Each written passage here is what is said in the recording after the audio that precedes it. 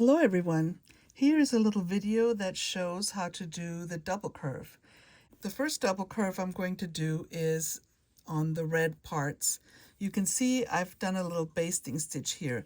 That is one of the methods that you can use to achieve a double curve.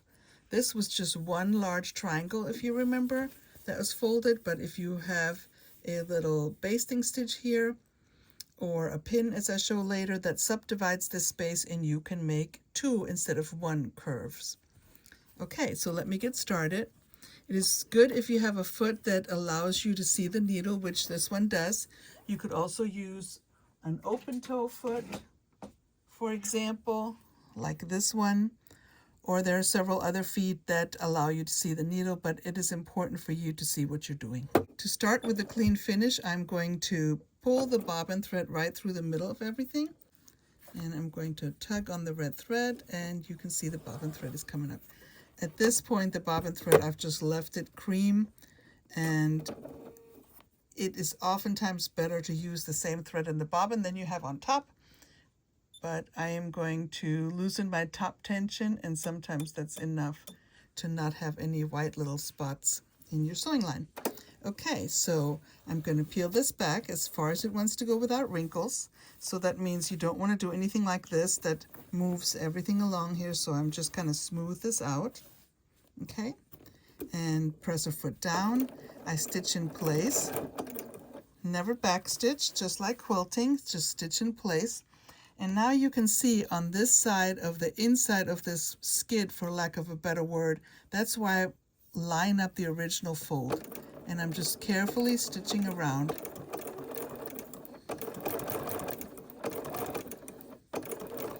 This finger right here kind of touches that edge of the presser foot, and it works kind of like a pivoting help. So I'm going right to the point here, and I'm going to stitch in place, and I'm going to continue to the other side. Couple more stitches in place just to make sure, and I'm going to stitch to the other place.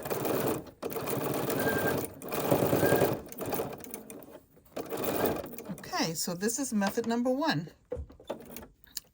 and you can see the double curve. It was pretty easy, and when you do the basting method, there's no sticking yourself or anything dangerous.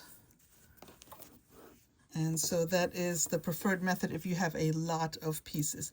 Now, if you have a table runner and you're just making 3 blocks, for example, then sometimes it's worth it to just take a little shortcut and do the pin method, okay? So let me show you. I have all my threads on here still, but let me show you how I do the pin method. Okay, you pull those threads off. I'm going to talk about them in just a little minute here. Okay, so what you want is a pin that has some length to it, and I have these pins that are kind of very sturdy, and they work really well. So in the middle, which you can see really well in your block because there's 2 seams coming exactly to the middle, that's why I sort of stab that in, and you can see I'm right at the very edge. Let me see if I can make this even better to see, right at the very edge, and that's where I'm going to insert this pin and sort of weave it in. So what you shouldn't do is go back and just put a pin in here, because once you do that, it's just going to scooch around and it's not going to cleanly subdivide that folded triangle. So I'm going to go right to the edge here, and I'm right-handed, so I sort of have to do it like this. There we go. And I like to kind of weave it up and down a little bit and then stretch it back into place and make sure that the pin is situated correctly. Okay, so I'm going to do the same thing. You're going to see that again. So this was exactly the first time I showed you how you can pull it up. So this was exactly the same thing. Okay, I'm going to peel it back, stitch in place to secure it, smooth it out as far as it wants to go without wrinkles. Let me get a little bit closer here, and I'm stitching right around, And the original fold is sort of riding along the inside of this presser foot. And as I approach that pin that subdivided everything, I'm just going to slow down. And when I'm really close, I'm just going to pull that pin out and take another stitch. And then I'm going to pivot, and I'm going to hold everything in place so it won't move, and I can take a couple extra stitches just to kind of secure things. And then I'm going to peel this back. And when I have a few stitches down, I'm going to smooth this out and continue on to the other side. Stitch in place, and that's it, okay? So let's see what the difference is. Let me just pull this up a little bit. So this is the pin method, and this other one is the basting method. So you can see it works equally well, in my opinion.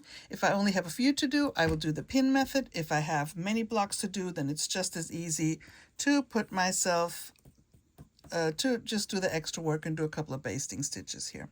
You can mark that, of course, if you like, if you don't want to eyeball it, but since the seams are coming directly to that point, it's very easy to see where those basting stitches should go through. Okay. So now let me talk a little bit about the threads. I had them all arranged and then I didn't talk about them. So I like to match my threads as close as I can. So this is the green, and even though this green has different kind of light and dark areas, it's the same fabric. This thread will work really nicely on that. And then I had two different reds. I had a darker red and I had a lighter red. And you can use both of them. Let me show you the other one. Get that out. Both of those reds work equally well, and they don't show up. If you have any questions about whether it works or not, you can just pull a piece of that thread off and you can lay it down just like you're doing when you're quilting. Now this one, I have a lighter one and a darker one, and again, that fabric has light and dark areas, so I can use both of them. Just pick one. And this was really the most difficult one, was the blue, because this is a little bit dark, but I think it's still going to work because you can hardly see it. So I'm going to use this one for the blue. And this is a white thread. If you don't have a very, very light color that matches your blue, if you're using a blue, then sometimes a white thread is just as effective and will not show up on the very, very light fabrics as much as you think it does, especially when you pull a little bit of thread here. Let's see. And you see it's not much different. So I hope you have fun with this and you try it out. I'm going to finish mine, but the thing on the outside here, that flying geese shape, I am not going to do until I have another seam that encloses that. And at that point, I'll shoot you another video so you can see how I do that. But first, we're going to do all the blocks like this. And then once we have the quilt together, even in parts, then we're going to catch up with these folded flying geese triangles. Okay, I'll see you in the next video. Bye.